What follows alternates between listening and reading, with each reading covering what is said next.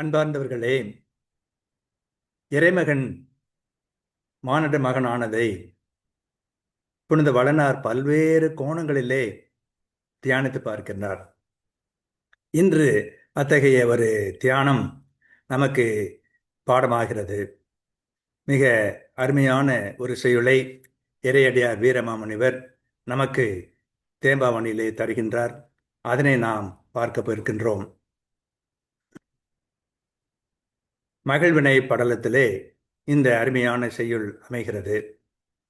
கொம்பு அயில் கொடி என, கொடியில் பூ என, கம்பு அயில் முத்து என, மலருள் கல் என, அம்பயல் உன் வயிற்று அமலன் ஆயபின் நம்பு அயல் நமக்கு எமக்கு உள நயன் சொல்வாம் கொலோ என்று ஒரு கேள்வியை எழுப்புகிறார். இறைமகன் மானிட மகன் ஆனதனால் நாம் அடையப்போகிற நன்மைகளை அளவிட முடியுமா என்பதுதான் கருத்து. இதன் பொருள், கொம்பில் படர்ந்த அழகிய கொடி போலவும், கொடியில் பூத்த மலர் போலவும், சங்கு கொண்டுள்ள முத்து போலவும், பூவினுள் தேன் போலவும், மாசில்லா ஆண்டவன் அழகு பொருந்தி உன் வயிற்றில் கற்பமாய் அமைந்தபின் அவன் மீதுள்ள நம்பிக்கையை உணவாக கொண்டு வாழும் நமக்கு அமைந்துள்ள நன்மையை சொல்லவும் கூடுமோ என்பது இதன் பொருள்.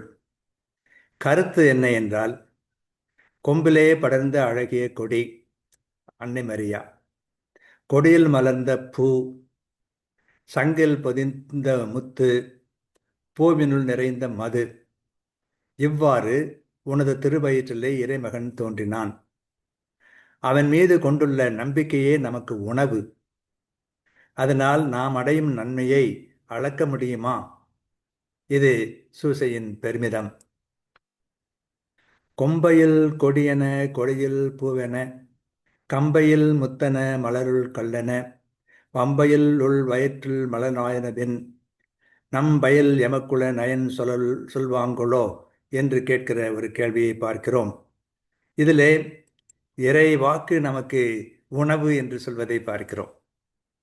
ஆண்டவர் இயேசுவும் கூட அதையே சொல்வார். நீங்கள் அறியாத ஓர் உணவு எனக்கு உண்டு, என் தந்தையின் திருவுலகத்தை நிறைவேற்றுவதே எனக்கு உணவு என்று சொல்வார். அதே போல இறைவாக்கை உணவாக கொண்டுள்ள நமக்கு எண்ணற்ற நன்மைகள் விளையும் என்பதை இந்த அருமையான செய்யுளிலே வளனார் எடுத்துரைக்கின்றார்.